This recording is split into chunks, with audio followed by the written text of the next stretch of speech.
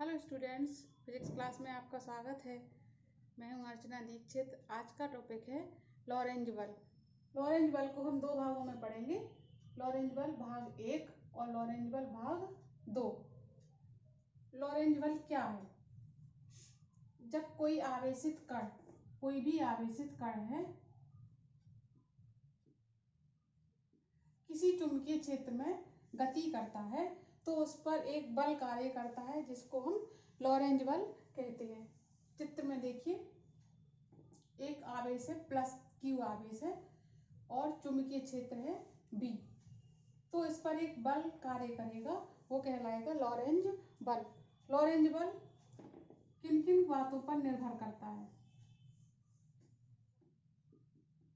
F, first आवेश Q, second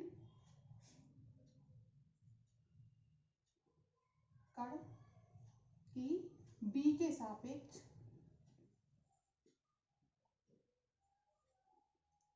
दिशा,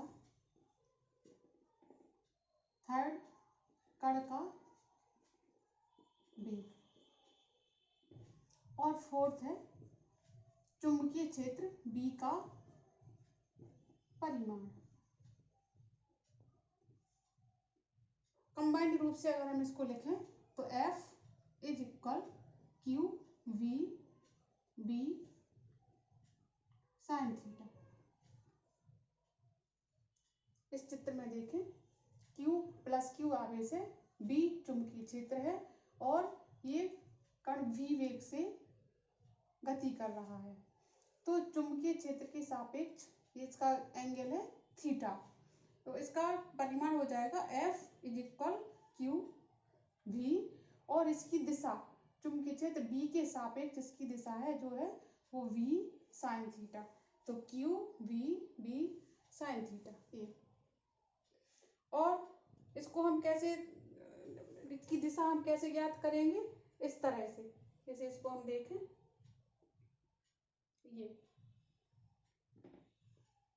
ये अपनी कण की गति की दिशा है, ये चुंबकीय क्षेत्र बी की दिशा है, तो जो बल उस पर कार्य करेगा वो इस दिशा में कार्य करेगा F, और F का परिमाण होगा q v B sine theta. अब इसकी कंडीशंस देखें। फर्स्ट कंडीशन है अगर v बराबर 0, v बराबर 0, तो इस स्थिति में क्या होगा? F बराबर 0, अर्थात इस स्थिति में कण पर कोई भी बल कार्य नहीं करेगा। इसका मतलब है कि लॉरेंज बल केवल तभी कार्य करता है जब आवेशित कण गतिमान हो, स्थिर कण पर वो कार्य नहीं करेगा लॉरेंज बल। सेकंड कंडीशन है अगर थीटा बराबर 0 डिग्री, अर्थात कण बी के सापेक्ष समांतर है, समांतर दिशा में गति कर रहा है, तब साइन 0 बराबर 0, और इस स्थिति में F बराबर 0। इस स्थिति में कण पर कोई भी बल कार्य नहीं करेगा और लगातार वो चुंबकीय क्षेत्र की दिशा में कण गति करता रहेगा। तीसरी कंडीशन है अगर थीटा बराबर 90 डिग्री, तो इस कंडीशन में F is equal q v B sine 90 बराबर क्यू वी बी, और ये मैक्सिमम होगा। इस कंडीशन में कण पर अधिकतम बल कार्य करेगा, मतलब चुंबकीय क्षेत्र द्वारा जो आरोपित बल है वो अधिकतम होगा, और इस स्थिति में जो F बराबर कण की गति होगी वो इस तरह से वृत्ताकार होगी। जो क्रॉस हमने दिखाया गया है वो है चुंबकीय क्षेत्र, F कण पर लगने वाला बल और V उसकी गति की दिशा, तो इस स्थिति में कण वृत्ताकार मार्ग में गति करता है। कण पर किया गया कार्य चुंबकीय क्षेत्र B द्वारा कण पर किया गया कार्य शून्य होता है। और जब कार्य शून्य होगा तो कण की आवेशित कण की गतिज ऊर्जा काइनेटिक एनर्जी नियत रहेगी। गतिज ऊर्जा नियत रहती है और वो नियत चाल से गति करता है,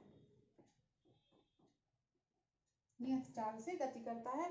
और जब कोई कण नियत चाल से गति करता है और उसकी गतिज ऊर्जा नियत रहती है तो कण की गति की दिशा वृत्ताकार मार्ग में कण इस तरह से गति करता है और उसका संवेग परिवर्तित होता रहेगा इस तरह से। तो इसका मतलब यह है कि जब B और V के बीच एंगल 90 डिग्री हो तो इस स्थिति में कण पर लगने वाला बल अधिकतम होगा और कण आवेशित कण वृत्ताकार मार्ग में गति करेगा और इस स्थिति में उसकी गतिज ऊर्जा नियत रहेगी और बल द्वारा किया गया कार्य शून्य होगा। ओके, आज के लिए इतना ही। अगला टॉपिक हम पार्ट सेकंड में पढ़ लेंगे। धन्यवाद।